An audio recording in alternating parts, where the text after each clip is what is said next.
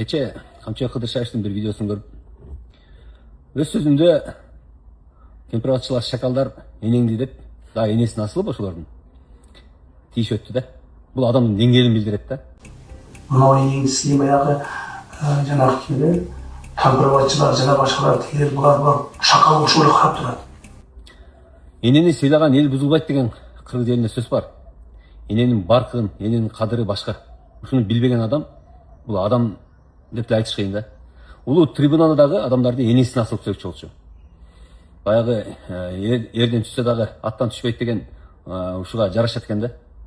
Ана мунун жалакорлугу, анткорлугу, дооматчылдыгы, мындай жанкештиги барысы маалында шоумен кылганчтын баары шоу. Ушунусу аз келгенсип ошол жерде тергөөчүнү дагы коркутуп жеткизип кой дегенсипчи.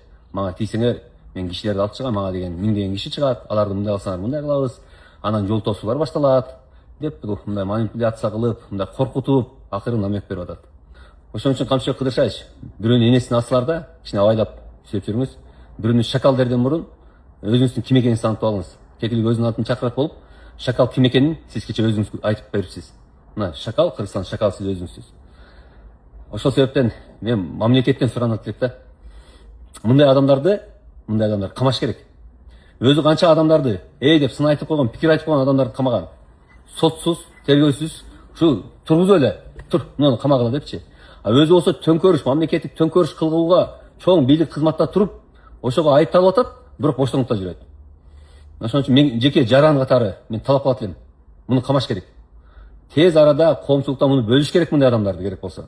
Тескеринче ошо камакта отурган 5 аксакалды чыгарып, анын ордуна мына уюштуруучулар камалыш керек. Мен талабым ушундай. Балким мен ошого мындай ачууланып эмоция менен айттым, бирок бул айтыла турган сөз болчу. Ошон үчүн урматтуу укук коргоо органдары жана ошолордон талап кылат элек, тиешелүү адамдардан мамлекеттик.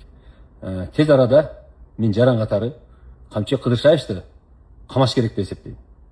Камап, сот ачык болуп атат, ошол жерден күнөөсү жок болсо чыгып кетсин, күнөөлүү болсо жоопко тартылсын. Бул менин жеке талабым.